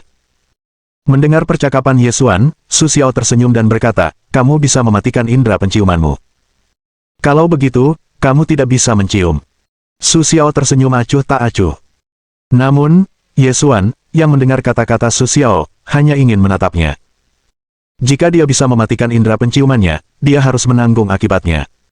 Melihat ekspresi marah Ye Xuan, Su Xiao tersenyum santai, lalu menepuk bahu Ye Xuan dengan penuh minat dan berkata, "Kerja keraslah. Saat kamu sampai di Huafan, kamu tidak perlu menutup hidungmu setiap hari. Setelah itu, dia mengabaikan wajah Ye Xuan yang langsung memucat. Su Xiao segera masuk. Selamat datang di aula apotek. Kepala keluarga telah memesan kotak nomor 1 untuk tamu Anda. Silakan ikuti saya. Begitu Su Xiao baru saja masuk, seorang wanita muda berbusana Chongsam berkata kepada Su Xiao dengan senyum tipis di wajahnya. Su Xiao melirik wanita di depannya sekilas dan mengangguk dengan tenang. Ye Xuan, yang berada di belakangnya, juga mengikuti Su Xiao. Melihat wanita muda itu dengan senyum hangat di wajahnya, ia berkata, "Bibi Anggrek, ayo mandi." Setelah itu, Ye Xuan buru-buru menutup hidungnya karena takut mencium sesuatu yang aneh. Melihat reaksi Ye Xuan seperti ini, wanita bernama Anggrek itu, dengan senyum penuh kasih sayang, mengangguk pelan kepada Ye Xuan dan berkata, "Karena kamu di sini, kamu boleh mengajak tamu terhormat ke kamar tamu. Kamu pernah ke sana sebelumnya." Setelah selesai berbicara, Anggrek masih tersenyum ke arah Su, mengangguk sopan dan tidak asing. Wajah Ye Xuan langsung menjadi muram setelah mendengar ini. Sebagai putra bungsu surga dan yang paling berbakat, Ye Xuan tentu saja menikmati sumber daya dan lingkungan terbaik dari keluarga Ye, seperti meja berisi makanan lezat langka yang dibuat khusus di ruang makan. Demikian pula, di aula apotek, setelah menerobos alam master, Ye Xuan juga mendapat hak istimewa untuk menikmati kolam air panas terbaik di sini, yaitu kotak 1. Perlu diketahui bahwa kotak 1 hanya dapat digunakan secara bebas oleh patriark. Bahkan ayahnya perlu persetujuan untuk menggunakannya. Setelah mendengar berita ini, Ye Xuan sangat gembira. Tetapi ketika dia sampai di pintu kotak 1, dia menemukan bahwa bau di sini ratusan kali lipat dari luar. Terlebih lagi, dia baru saja mencoba hal-hal Meilun yang luar biasa di luar, dan tahu betapa buruknya obat yang dia gunakan. Namun, dia tidak memikirkannya. Sayangnya, saya harus mencoba lagi. Melihat wajah Ye Xuan, Anggrek hanya tersenyum dan mengabaikan situasi Ye Xuan. Setelah melihat Anggrek itu pergi, Ye Xuan terpaksa mengeraskan hatinya dan membawa Su Xiao ke kotak 1. Ketika sampai di pintu, Ye Xuan tanpa sadar berhenti. Terlihat bahwa pengalamannya sebelumnya telah meninggalkan kesan yang kuat. Melihat reaksi Ye Xuan seperti ini, Su Xiao merasa kasihan pada Ye Xuan. Ia segera berkata kepada Ye Xuan, "Kalau tidak, aku akan menutup indera penciumanmu." Bab 506. Mendengar kata-kata Su Xiao, wajah Ye Xuan berseri-seri dan bertanya, "Bisakah kau menyegel indera penciumanmu?" Ye Xuan tidak tahu bahwa ia bisa menyegel indera penciumannya. Ia berpikir bahwa ia baru bisa menyegel indera penciumannya ketika kultivasinya mencapai tingkat transformasi dunia. "Aku langsung ingin Su Xiao menyegel indera penciumanku." "Tentu saja." Su Xiao mengangguk dengan serius kepada Ye Xuan, lalu menjelaskan, "Sama seperti bibi anggrekmu, indera penciumannya telah disegel. Tetapi setelah menyegel indera penciumannya, mungkin ada beberapa kerusakan, dan indera penciuman termasuk salah satu dari kelima indera." "Apa arti kelima indera bagi praktisi? Kau harus jelas, dan apakah kau ingin menyegel indera penciumanmu?" Setelah menjelaskan situasinya kepada Ye Xuan, Su Xiao membiarkan Ye Xuan membuat pilihannya sendiri. Lagi pula, Su Xiao mengajukan usulan hanya karena Ye Xuan terlalu takut dengan rasa di dalamnya. Mendengar kata-kata Su Xiao, Ye Xuan hanya bisa menghela napas, ternyata bibi anggrek telah disegel. Bagaimana dia bisa bekerja di sini dengan bebas? Setelah itu, Ye Xuan segera menggelengkan kepalanya kepada Su Xiao tanpa ragu dan berkata, "Kakak Su, terima kasih atas kebaikanmu. Aku masih belum tertutup. Kau tahu, aku seorang wanita yang ingin menapaki jalan. Bagaimana mungkin kesulitan kecil ini menghalangi jalanku?" Setelah itu, Ye Xuan tidak ragu lagi untuk membuka pintu di depannya. Namun, ketika dia mendorong pintu kotak pertama, wajahnya memucat dan dia merasa sedikit menyesal. Dia ingin membuat Su Xiao menutup hidungnya. Dia tahu bahwa selama dia bertanya, Su Xiao tidak akan menolak. Dia hanya memikirkan dampak yang mungkin ditimbulkannya padanya. Dia segera memperkuat tekadnya. Dan Ye Xuan tidak ingin dipermalukan di depan Su Xiao. Kau tahu, dia dan Su Xiao baru berusia 2 tahun, tetapi tingkat kultivasi mereka benar-benar tinggi, yang membuat Ye Xuan, yang selalu menjadi putra surga, tidak mau mundur seperti ini. Kemudian Ye Xuan mencoba menutup hidungnya dan masuk.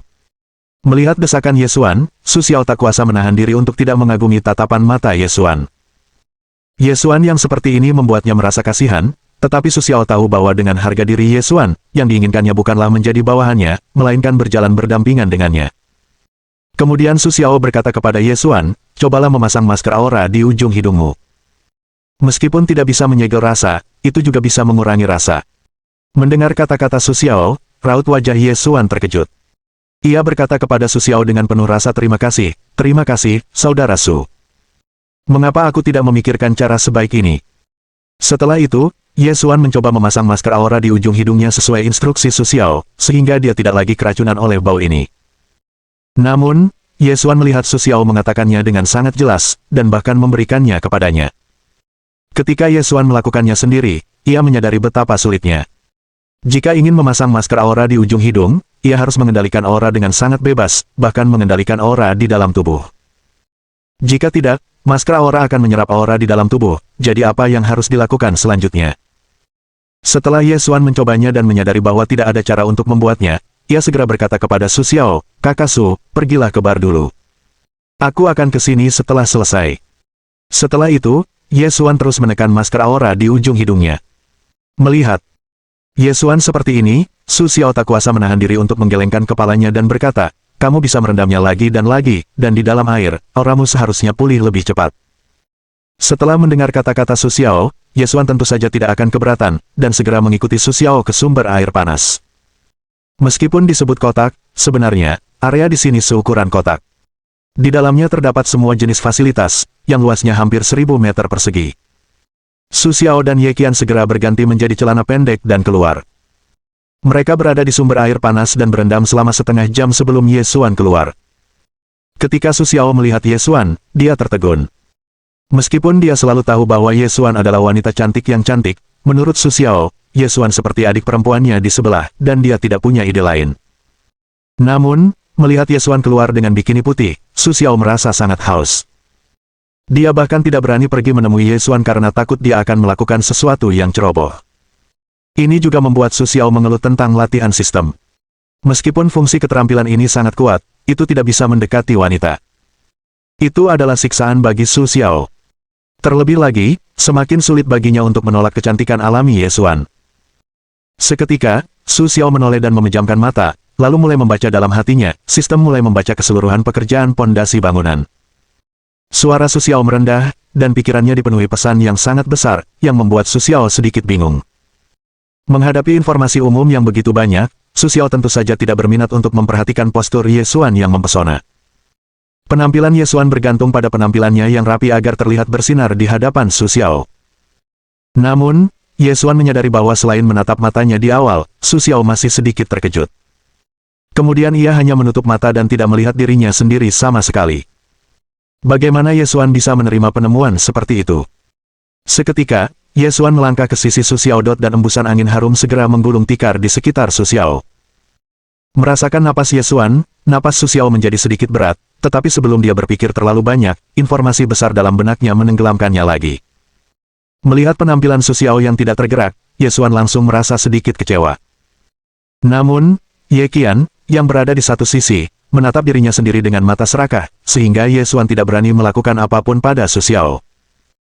Dia hanya bisa menatap Su Xiao dengan mata berapi-api, berharap membuat Su Xiao merasakan antusiasmenya, dan kemudian melakukan apapun untuk dirinya sendiri. Namun, saat ini, Su Xiao tidak khawatir tentang ide Ye Xuan.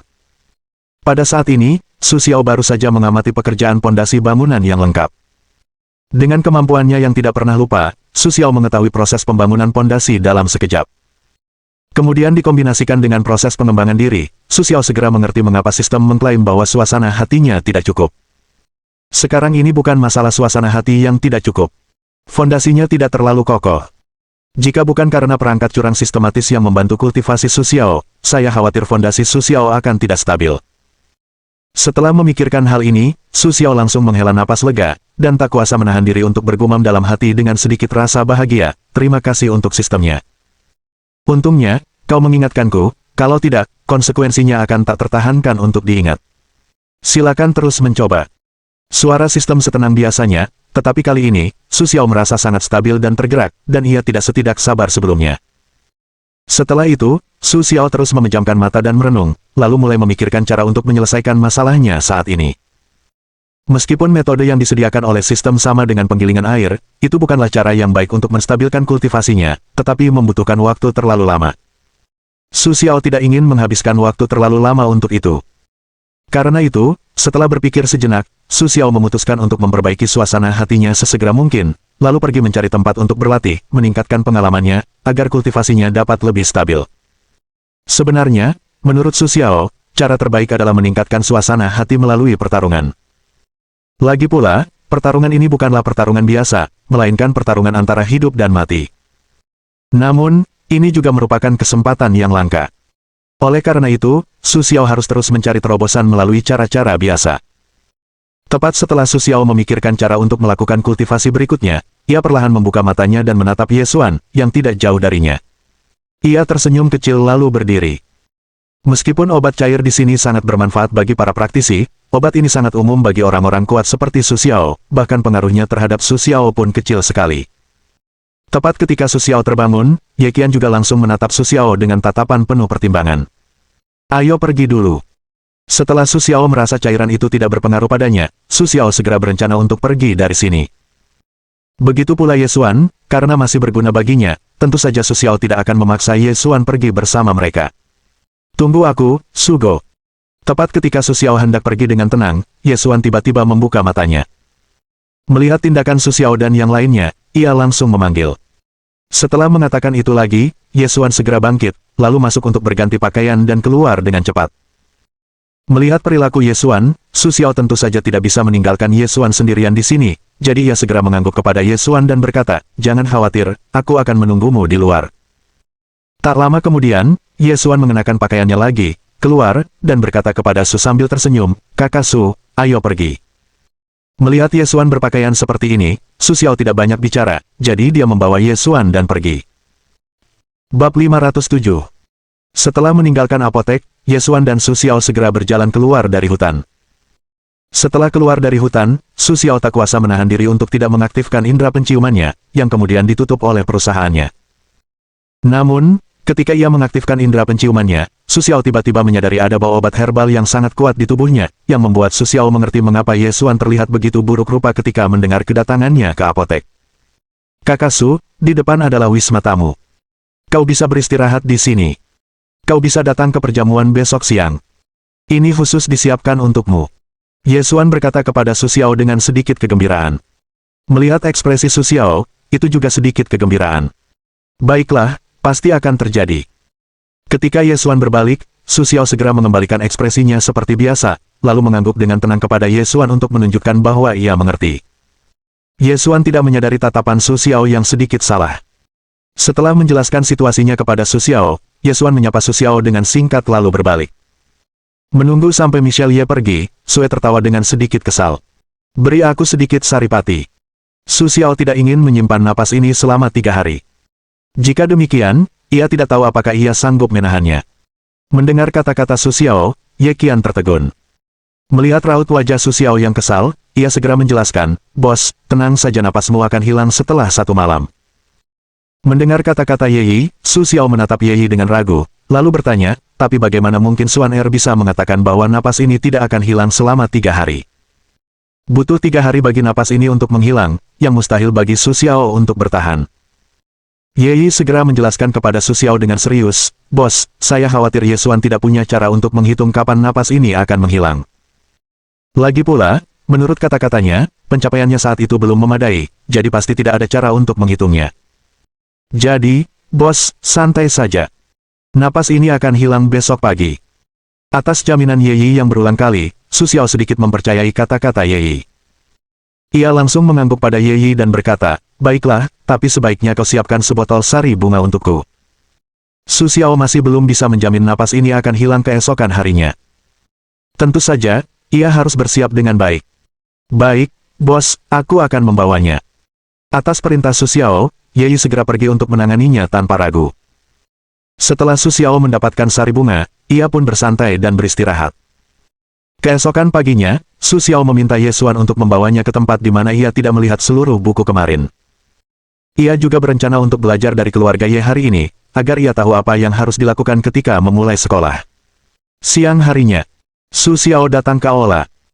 Saat itu, ada sekitar 10 pria parubaya, kemungkinan tetua keluarga Ye, yang seangkatan dengan Ye Feng.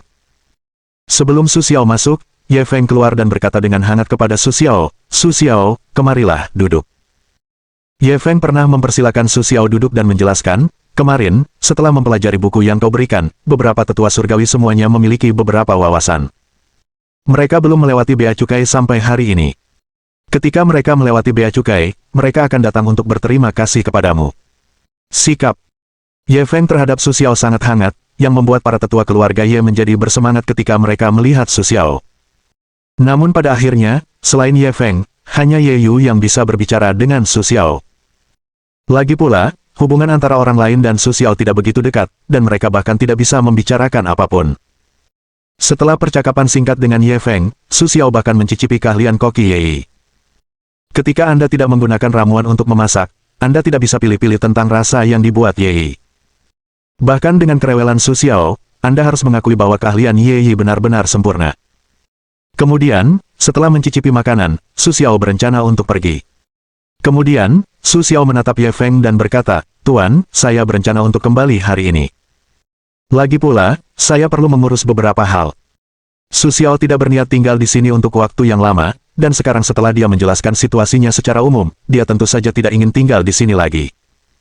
Mendengar kata-kata Su Xiao, Ye Feng secara tidak sadar ingin mempertahankan Su Xiao.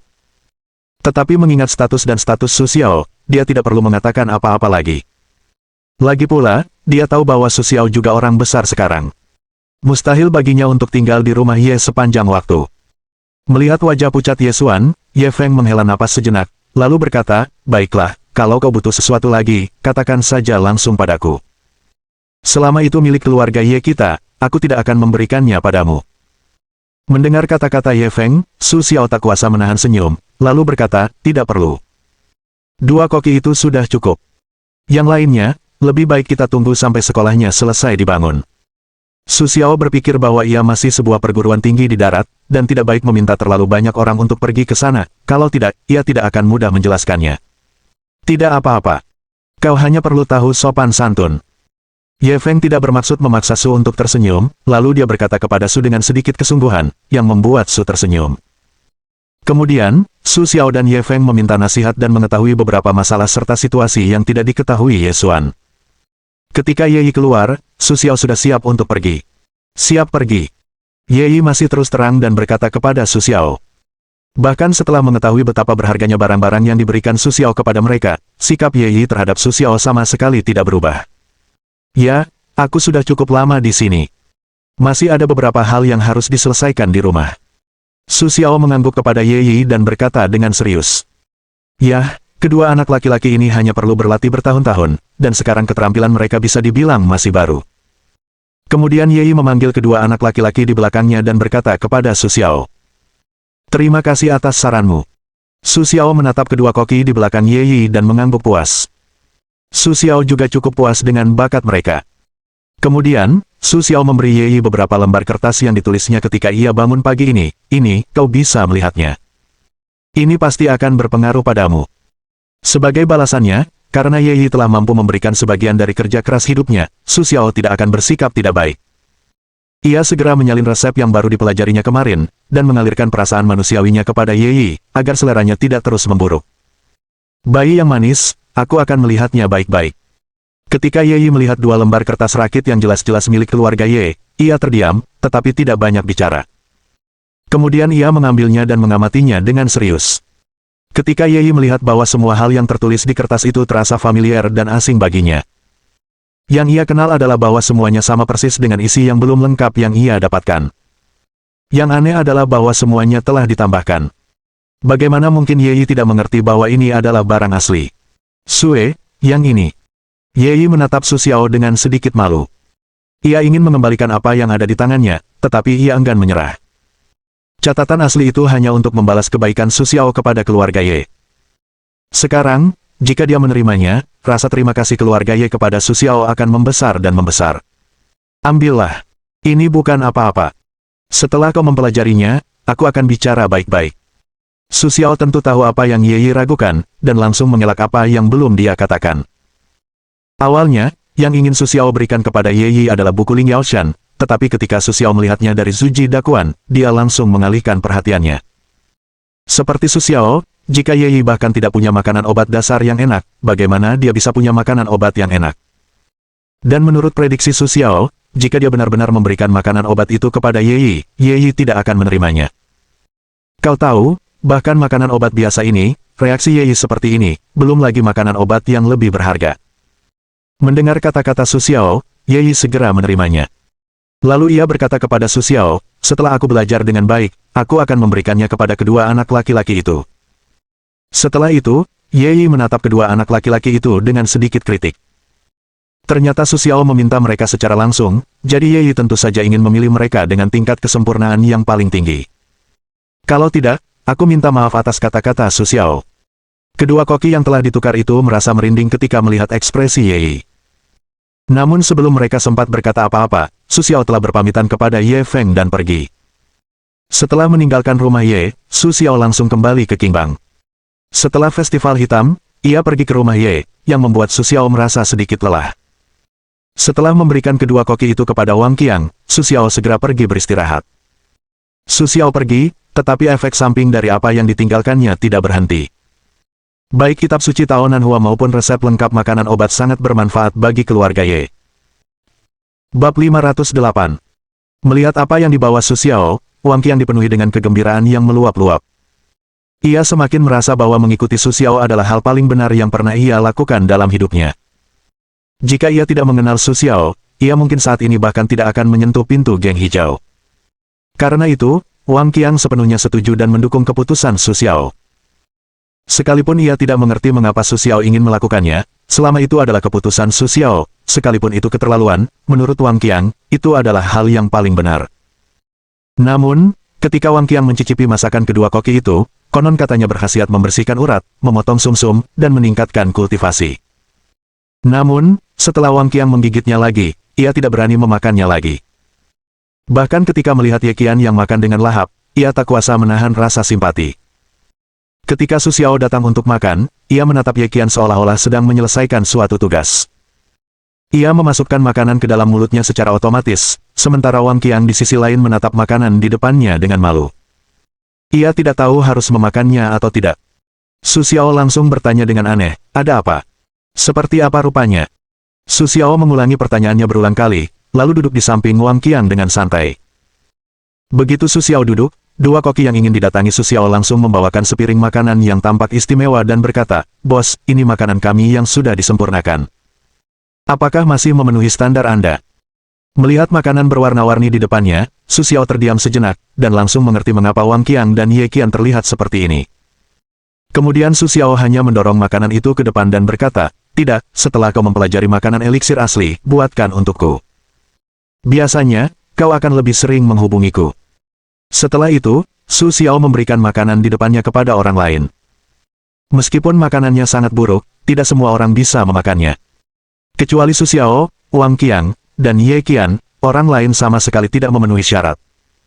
Oleh karena itu, meskipun makanannya sangat buruk, selama bisa meningkatkan kekuatan, masih banyak orang yang akan terburu-buru memakannya.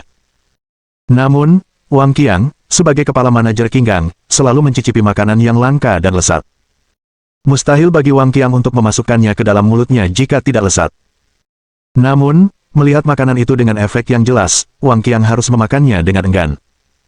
Setelah Wang Qiang dan yang lainnya selesai makan, Su Xiao memanggil mereka dan mengadakan pertemuan singkat. "Aku akan memulai kuliah. Kalian semua tahu itu, kan?" Su Xiao menatap orang-orang di depannya. Mereka semua adalah anggota senior inti geng hijau Dot dan mereka juga orang-orang yang dapat dipercayai Su Xiao. "Begitu, Bos, infrastruktur akademi sudah rampung. Saya tinggal menunggu Anda memeriksanya. Jika memenuhi syarat, bisa langsung digunakan." Wang Qiang segera melaporkan pekerjaannya kepada Su Xiao. Setelah Su Xiao mendapat ide tersebut, ia meminta Wang Qiang untuk membangun akademi dan sekolah latihan sesegera mungkin. "Baiklah, saya lihat nanti." Su Xiao tidak meragukan kemampuan Wang Qiang. Ia mengangguk puas, lalu melanjutkan, "Sekarang saya akan menugaskan beberapa departemen di akademi kita." Su Xiao berhenti sejenak, membiarkan orang-orang ini menyesuaikan diri, lalu melanjutkan, "Departemen seni bela diri, yang berspesialisasi dalam seni bela diri, sekarang sebagian besar dikelola oleh Ye Qian, Ye Su, Anda juga, oke?" Su Xiao menatap Ye Qian sejenak lalu bertanya, "Tidak masalah." Mendengar kata-kata Su Xiao, Ye Qian langsung setuju tanpa ragu, lalu melanjutkan, "Apa yang harus saya lakukan, Bos?" Ye Qian tidak berpengalaman dalam urusan profesor, jadi ia hanya bisa menuruti perintah Su Xiao. Menanggapi pertanyaan Ye Qian, Su Xiao berkata tanpa bermaksud apa-apa, masalah ini, akan kuceritakan lebih detail nanti, kau hanya perlu kota yang sederhana.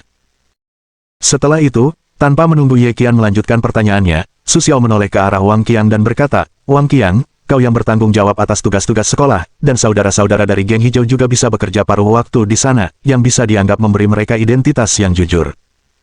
Su Xiao langsung teringat pada saudara-saudara dari geng Qing yang memiliki asal-usul yang rumit. Meskipun mereka bisa mendapatkan banyak hal di geng Qing, mereka juga akan kehilangan banyak hal. Sekarang, memberi mereka identitas yang adil dan jujur adalah hal yang baik. Wang Qiang merasa terharu atas perlakuan Su Xiao, dan langsung berkata kepada Su Xiao, terima kasih, bos. Aku berterima kasih atas nama saudara-saudara itu. Wang Qiang sangat yakin bahwa dengan kekuatan Su Xiao yang semakin meningkat, saudara-saudara yang tidak memiliki cara untuk berkultivasi ini tidak akan terlalu berpengaruh. Namun, mereka semua mengikutinya sepanjang waktu. Su Xiao, pengikutnya, tidak ingin meninggalkan mereka seperti ini. Namun, ia tidak menyangka Su Xiao akan menemukan jalan keluar bagi saudara-saudara ini. Awalnya, Wang Qiang berencana untuk melamar bersama Su Xiao agar saudara-saudaranya dapat memiliki identitas yang layak. Bahkan ketika mereka keluar, mereka dapat mengatakan bahwa mereka memiliki karir yang layak. Meskipun Wang Qiang tidak pernah menyesali bergabung dengan geng hijau, bukan berarti orang lain dapat memahami impian dan darah mereka. Beberapa orang bahkan menganggap mereka sebagai kanker dan sisa-sisa masyarakat. Jelas bahwa pendapatan pajak mereka tidak kurang dari 1 sen, bahkan pendapatan pajak yang dihasilkan geng hijau setiap bulan setara dengan sepertiga pendapatan pajak kota X, namun, hal itu tetap tidak mengubah pikiran orang-orang itu. Melihat ekspresi gembira Wang Qiang yang tiba-tiba, Su Xiao juga merasa sedikit bingung, tetapi ia tidak banyak bicara, hanya berkata kepada Wang Qiang, jika ada masalah, kau bisa bertanya padaku, tidak perlu memberitahuku, mereka semua adalah saudaraku, aku akan mengatur jalan untuk mereka. Su Xiao tentu saja dapat merasakan bahwa setelah kultivasinya meningkat, saudara-saudara yang tidak memiliki kultivasi, atau bahkan tidak memiliki cara untuk berkultivasi, semakin kurang membantu diri mereka sendiri. Meskipun demikian, Su Xiao tidak ingin melepaskan mereka, dan bahkan tanpa pendirian sekolah ini, ia juga bermaksud mencari cara yang baik untuk mereka. Meskipun itu tidak akan cukup untuk memastikan mereka semua kaya, Xiao Fupingan masih bisa melakukannya. Namun, Wang Qiang tentu saja tidak tahu ide Su Xiao. Setelah mendengar kata-kata Su Xiao, Wang Qiang segera menahan ekspresi gembiranya dan berkata kepada Su Xiao, tidak apa-apa, bos, keputusanmu sangat bagus. Sekolah, di hati orang Tionghoa, adalah tempat yang paling terang dan paling suci.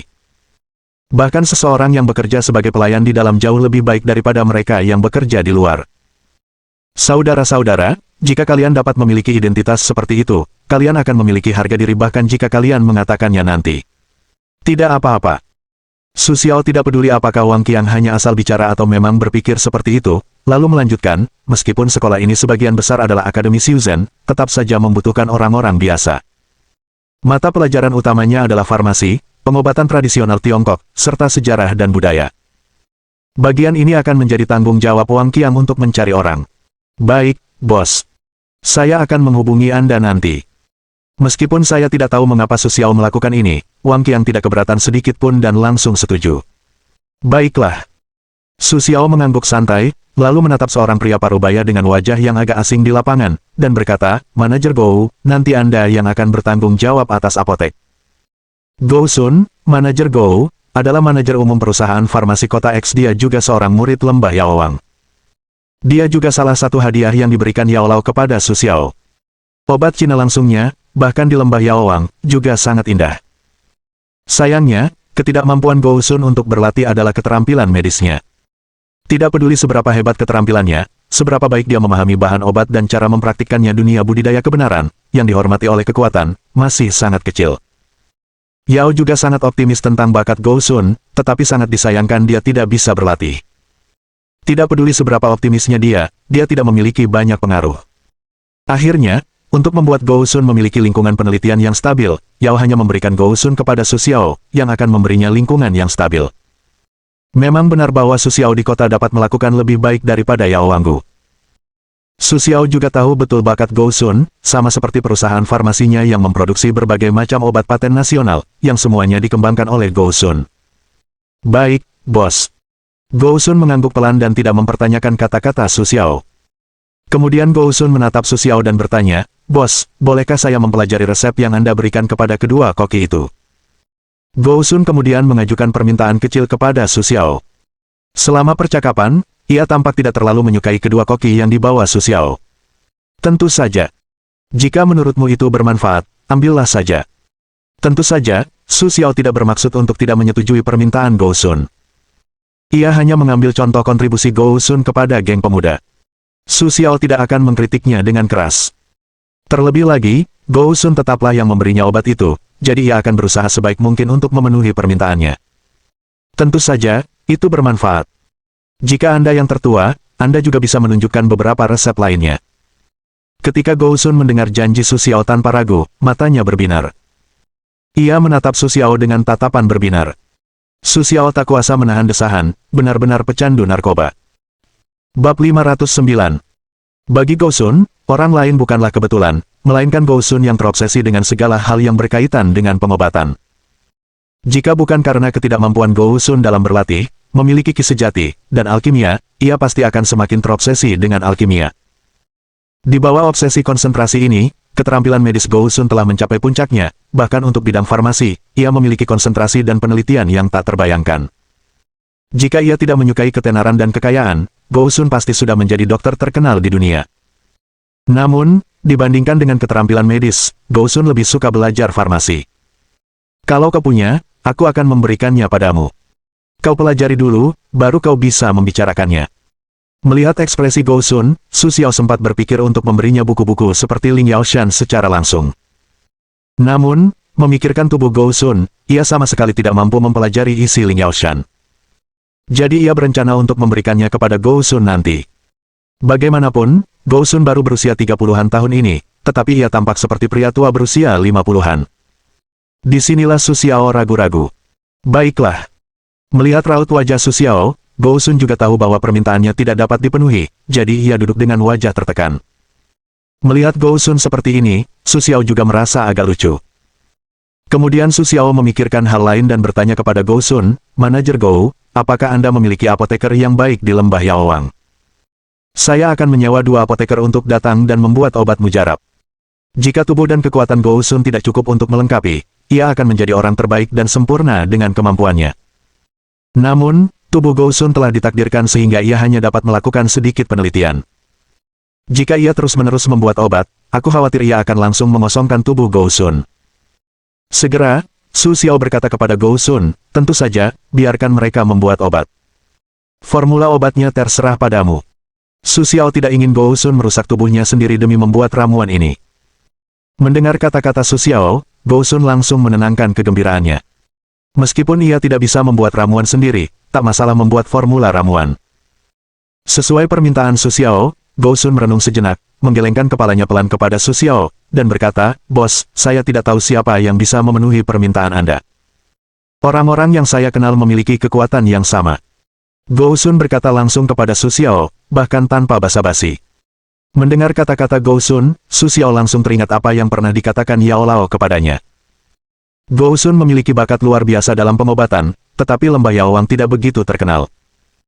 Lagi pula, apoteker dengan sedikit bakat adalah alkemis, dan mereka tidak terlalu menghargai apoteker. Namun, ini tidak menghalangi mereka yang tidak memiliki bakat alkimia dan ingin maju dalam pengobatan untuk memperhatikan Go Sun. Karena Go Sun tidak dapat berkultivasi, metode orang-orang itu akan menjadi semakin tidak fleksibel. Jika Go Sun tidak peduli dengan hal-hal itu dan membiarkan mereka mengambil prestasi mereka sendiri, mereka hanya perlu memberinya kondisi penelitian yang cukup. Namun demikian, orang-orang itu tidak mau puas. Lagi pula, selama Go Sun masih ada, apapun yang mereka lakukan pasti akan ketahuan. Namun, sekali lagi, setelah Go Sun mengembangkan sejenis obat yang dapat meningkatkan kesadaran ilahinya, kontradiksi antara kedua belah pihak menjadi semakin jelas. Orang yang mendapatkan obat itu juga ingin membunuh Go Sun secara langsung, tetapi dia tidak ingin dibunuh. Ahli pengobatan tua itu melihat, juga tahu bakat Go Sun. Setelah itu, meskipun Yao Lao mengusir orang-orang itu dari lembah Yaowang, Go Sun tidak bisa berlatih dalam sehari, dan dia tidak bisa berdiri di bawah cahaya di lembah Yaowang. Jika tidak, Go Sun akan mati dengan tenang dalam 2 hari. Oleh karena itu, Yao Lao hanya menempatkan Go Sun di halamannya sendiri dan memberinya identitas seorang dukun, yang juga nyaman bagi Go Sun untuk terus belajar kedokteran. Ini juga karena bakat Gou Shun, yang membuat Yao Lao sangat iri. Tetapi meskipun begitu, ketika Yao Lao keluar sekali, Gou Shun hampir mati. Setelah kemunculan Gou Shun, Yao Lao tahu bahwa dia tidak bisa lagi menahan Gou Shun di lembah Yaowang. Bagaimanapun, para biarawan ini tidak bisa membiarkan seorang manusia berdiri di atas kepala mereka. Bahkan jika dia memiliki bakat yang tak tertandingi dalam bidang kedokteran, dia akhirnya membiarkan Gou Shun datang ke Suk Xiao. Sejak saat itu, Gou Shun dapat belajar kedokteran dengan tenang. Bagi Su Xiao, Gou Shun hanyalah keberadaan yang dapat dibuang, yang dianggap sebagai hadiah atas kebaikan Yao Lao. Su Xiao mungkin sebaiknya mempertahankan Gou Shun agar ia dapat melanjutkan studi kedokteran dengan aman. Lagi pula, Su Xiao tidak kekurangan uang, tetapi ia tidak menyangka Gou Shun dapat mengembangkan hal-hal yang lebih menakjubkan. Dengan bantuan sains dan teknologi modern, Gou Shun dapat mengembangkan sejenis obat, yang membuat Su Xiao menyadari nilai Gou Shun, dan menjadikannya langsung menjadi manajer umum sebuah perusahaan farmasi. Ia hanya perlu mempelajari semua jenis obat setiap hari. Semua jenis ramuan dan hal lainnya dikerjakan oleh geng hijau. Dalam keadaan seperti itu, Gou Shun bahkan mengembangkan beberapa obat mujarab secara bertahap. Meskipun tidak berpengaruh pada praktisi, bagi mereka yang menderita penyakit serius, obat-obatan tersebut merupakan penyelamat hidup, bahkan bagi geng hijau. Berkat obat-obatan inilah mereka meraup untung besar, seperti halnya yang selama ini dicari-cari oleh kelompok Sankou untuk mencari masalah dengan geng hijau.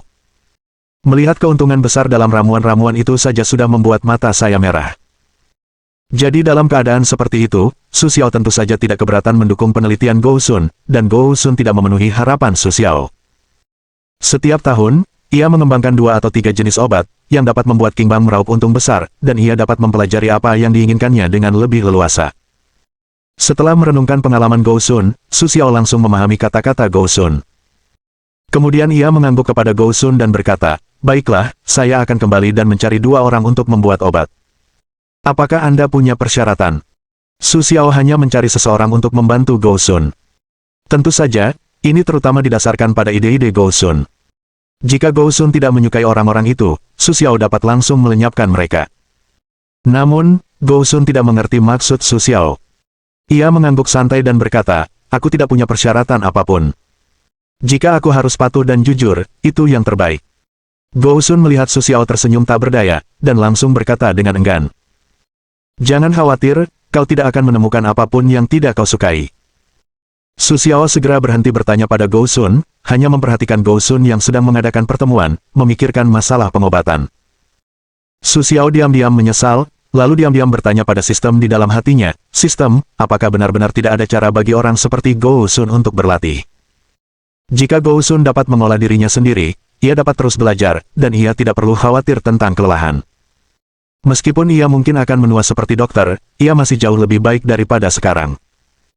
Sistem terdiam sejenak, lalu berkata kepada Su Xiao, alasan mengapa Gou Shun tidak bisa berkultivasi adalah karena ia tidak bisa mempertahankan aura di meridiannya. Tentu saja, ia tidak bisa berkultivasi. Jika Gou Shun suatu hari bisa merasakan jalan pengobatan atau pengobatan, ia bisa merasakan jalan surga dan menjadi abadi seperti para biksu kuno. Mendengar kata-kata ini dari sistem, Su Xiao langsung tertawa dalam hati. Ia tidak mengatakan apa-apa. Tidak mudah untuk merasakan jalan agung. Terlebih lagi, lebih baik membiarkannya menjadi dewa di saat berikutnya.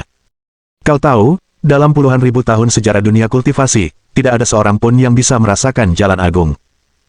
Kalaupun ada, itu tidak mungkin ada di bumi.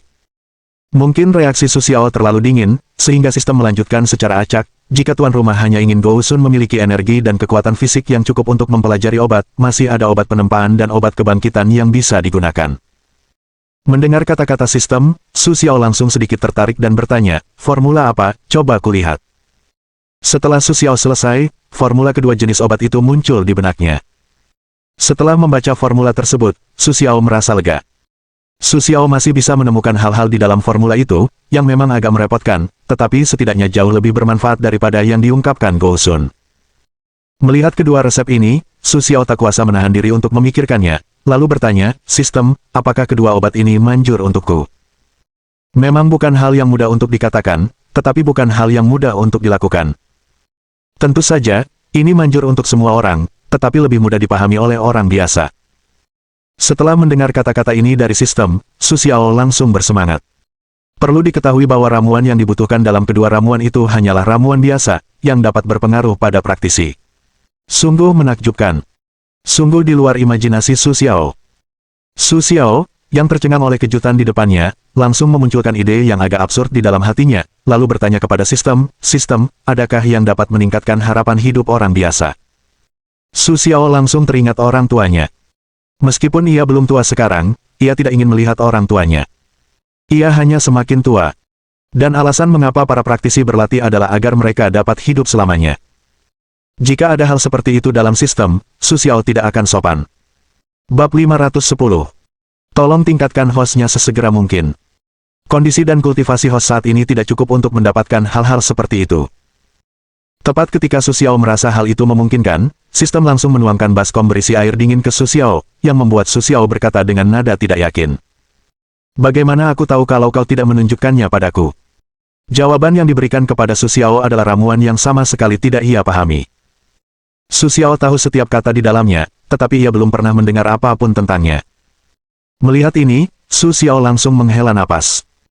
Kemudian ia melihat Gou Sun dengan wajah kosong, lalu ia berkata, "Manajer Gou, apakah kau tahu rumput angin hitam?" Mengenai masalah Su Xiao, Gou Sun tanpa sadar berpikir bahwa Su Xiao sedang membohongi dirinya sendiri. Namun, melihat ekspresi Su Xiao, Gou Sun tidak yakin apakah ada tanaman bernama rumput angin hitam di dunia ini. Dia segera bertanya kepada Su sambil tersenyum, "Bos, Hei Feng Chao, untuk apa ini? Di mana saya bisa menemukannya? Bisakah Anda mempelajarinya untuk saya?" Melihat reaksi Gou Sun, Su Xiao langsung terdiam, lalu terpaksa berkata dengan acuh tak acuh, "Ini yang saya dengar. Mengenai apa ini, saya tidak tahu." Setelah itu, Su Xiao segera mengalihkan topik pembicaraan ke orang lain. Kemudian, Su Xiao segera mengakhiri rapat. Setelah rapat, Ye Qian dan Gou Sun tetap tinggal, sementara Wang Qiang bergegas mengurus sekolah. Selama sekolah dapat dibangun, saudara-saudaranya akan memiliki identitas yang tepat dan dapat pergi mencari pacar. Melihat Ye Qian dan Gou Sun, Su Xiao berhenti sejenak, lalu berkata kepada Gou Sun, "Tunggu aku di luar dulu." Setelah itu, Su Xiao berkata kepada Ye Qian, "Ikut aku." Atas pengaturan Su Xiao, Ye Qian dan Gou Sun sama sekali tidak keberatan. Gou Sun segera menunggu di luar, sementara Ye Qian mengikuti Su Xiao masuk, "Bos." Ye Qian mengangguk hormat kepada Su Xiao dan menyapa, "Silakan duduk." Su Xiao memberi isyarat kepada Ye Qian, lalu ia mengambil sebuah buku di atas meja dan bertanya, "Bagaimana pembelajaranmu tentang Nanhua Daojing?" Su Xiao sangat memahami peran kitab suci Tao Nanhua, tetapi ia tidak yakin tingkat kesulitannya. Jika tidak terlalu sulit, Su Xiao juga ingin semua praktisi di bawahnya mempelajarinya. Namun, yang membuat Su Xiao kecewa, Ye Qian menggelengkan kepalanya karena malu ketika mendengar kata-kata Su Xiao. Ia berkata kepada Su Xiao, "Bawahanku tidak kompeten, tetapi mereka baru saja mempelajari halaman ketiga dan belum mempelajarinya secara menyeluruh." Mengenai pembelajaran Nanhua Daojing, Ye Qian dapat mengatakan bahwa setelah mendapatkannya, ia mempelajarinya siang dan malam. Selama ia punya waktu luang, ia akan mengambilnya dan merenungkannya dengan saksama. Namun, meskipun begitu, Ye Qian hanya bisa mempelajari 3 halaman pertama secara menyeluruh. Awalnya, Ye Qian merasa cukup puas dengan kemajuannya. Namun, ketika mendengar kata-kata Su Xiao, Ye Qian langsung berpikir bahwa Su Xiao tidak puas dengan kemajuannya. Su Xiao menatap Ye Qian seperti ini, lalu menggelengkan kepalanya dengan sedikit putus asa, dan berkata, "Lupakan saja, kalau begitu, kamu yang bertanggung jawab mengajarkan buku ini, tambahkan beberapa seni bela diri yang biasa kamu pelajari." Mendengar kemajuan Ye Qian, Su Xiao kecewa. Namun, dia tahu ada beberapa hal yang terlalu mendesak. Dia segera mengambil buku lain dan memberikannya kepada Ye Qian agar dia bisa terus belajar. Su Xiao memiliki bantuan yang sistematis. Setelah membaca kitab suci Tao Nanhua, dia dapat langsung memahami kebenaran yang terkandung di dalamnya. Tentu saja, dia tidak perlu mengulang semuanya seperti Ye Qian. Setelah mendengar kecepatan Ye Qian, Su Xiao segera berhenti menganggap Daojing semacam ini sebagai buku wajib bagi anak muda. Dengan kualifikasi Ye Qian, kemajuannya sangat lambat, jadi bisa dibayangkan bagaimana orang lain. Karena itu, Su Xiao tidak terus berpikir seperti ini. Su Xiao langsung bertanya, "Katamu, bagaimana kalau aku menjadikan buku-buku seperti itu sebagai fokus kuliahku?" Karena Su Xiao ingin meningkatkan suasana hati dan kualifikasinya, tentu saja ia harus bertanggung jawab atas suatu mata kuliah, jadi untuk masalah ini, Su Xiao langsung mengajukan ide. Tentu saja, para siswa itu diberkati. Ketika Ye Qian mendengar kata-kata Su Xiao, ia setuju tanpa ragu. Ye Qian langsung menatap Su Xiao dan bertanya dengan sedikit rasa tidak percaya, "Bos, apakah Anda sudah membaca kitab suci Tao ini? Apakah Anda mengerti?" "Ya, tidak sesulit itu." Su Xiao mengangguk santai dan berjanji bahwa mungkin sangat sulit bagi orang lain untuk membaca buku-buku seperti itu, tetapi bagi Su Xiao, memang seperti ini. Namun, ketika Ye Qian mendengar kata-kata Su Xiao, ia tidak dapat mempercayainya. Bahkan jika ia mendapatkan buku seni bela diri baru, ia tidak menanggapinya. Ketika ia keluar, ia masih membaca mantra tentangnya. Melihat reaksi Ye Qian, Su Xiao juga merasa tidak berdaya. Tetapi bagaimanapun juga, Su Xiao benar-benar memahami buku ini. Tentu saja, tidak perlu terlalu banyak menutupinya. Karena itu, Su Xiao tidak mengatakan apa-apa lagi. Ketika Gou Sun masuk, Su Xiao telah menuliskan formula obat energi dan obat fisik. Melihat Gou Sun, ia mengangguk pelan dan berkata, "Silakan, duduk." Su Xiao memberi isyarat kecil kepada Gou Sun, lalu menyerahkan formula yang baru saja ditulisnya kepada Gou Sun, sambil berkata, "Manajer Gou, pergilah dan pelajari kedua formula ini, lihat apakah bisa dibuat, lalu pelajari efeknya." Sikap Su Xiao sangat santai, jadi ia memberikan formula itu kepada Gou Sun, dan membiarkan Gou Sun mempelajarinya sendiri. Gou Sun, yang mendapatkan resep itu, melihat ramuan-ramuan yang ada di dalamnya, mengangguk pelan, lalu bertanya, "Bos, untuk apa kedua resep ini?" Gou Sun memperhatikan komposisi ramuan-ramuan itu, dan terus memikirkan peran kedua formula ini. Yang satu untuk menyegarkan, yang satu lagi untuk memulihkan kekuatan fisik. Su Xiao dengan santai memberitahu Gou Sun bahwa ia tidak memberitahu efek spesifik dari formula itu, tetapi berkata dengan sedikit merenung, "Aku mendapatkan kedua formula ini secara tidak sengaja. Bagaimana dengan efeknya? Masih perlu verifikasi lebih lanjut, dan kau harus menyelesaikannya." Mendengar kata-kata Su Xiao, Gou Sun langsung mengangguk. Ia tidak mengatakan bahwa itu adalah pekerjaannya. Kalaupun bukan, Gou Sun akan mempelajarinya untuk kepentingannya sendiri. Setelah melihat kandungan bahan obat dalam kedua formula itu, Gou Sun memiliki sedikit ide di hatinya, tetapi ide itu lenyap sebelum ia benar-benar memahaminya. Namun, ia yakin bahwa fungsi kedua formula ini tidak sesederhana yang dikatakan Su Xiao. Gou Sun perlu memastikan lebih lanjut situasi spesifiknya. Ada beberapa hubungan rahasia antara ramuan dalam formula itu, bahkan Gou Sun tidak pernah memikirkannya sebelumnya. Melihat perhatian Gou Sun yang tiba-tiba, Su Xiao hanya bisa menghela napas lega, lalu membiarkan Gou Sun pergi. Saat ini, Gou Sun yang sedang asyik dengan formula itu, tentu saja lupa akan tujuannya datang sebelumnya. Setelah Gou Sun pergi, Su Xiao juga pergi ke sekolah tempat infrastrukturnya dibangun. Luas sekolah ini sekitar 100.000 meter persegi, dan lapangan bela diri menempati setengahnya, sementara yang lain adalah lokasi apartemen kelas. Tentu saja, menurut persyaratan Su Xiao, bahkan area ini cukup untuk ditinggali. Bahkan dengan saudara-saudara dari geng hijau, wilayah ini sudah cukup. Ketika mengetahui bahwa Su Xiao akan datang ke sini, Wang Qiang segera bergegas dan menjelaskan kepada Su Xiao dengan serius. "Bos, bagian ini adalah lokasi perpustakaan. Di sebelahnya terdapat 3 gedung sekolah dan 2 laboratorium. Sesuai dengan kebutuhan Anda, seharusnya tidak banyak siswa di sekolah ini. Ruang kelas ini seharusnya memenuhi kebutuhan mereka sepenuhnya." Wang Qiang mengikuti Su Xiao lagi dan menjelaskan dengan saksama. Su Xiao melihat lokasi di sini dan mengangguk puas. Setelah melewati stadion di sini, di mana apartemennya? Dan stadion di masa lalu, di mana tempat latihan bela diri? Kalau Anda tidak punya izin, Anda tidak bisa masuk ke sana. Ketika Su Xiao melihat stadion, Wang Qiang segera menjelaskan kepada Su Xiao. "Baiklah, tidak apa-apa."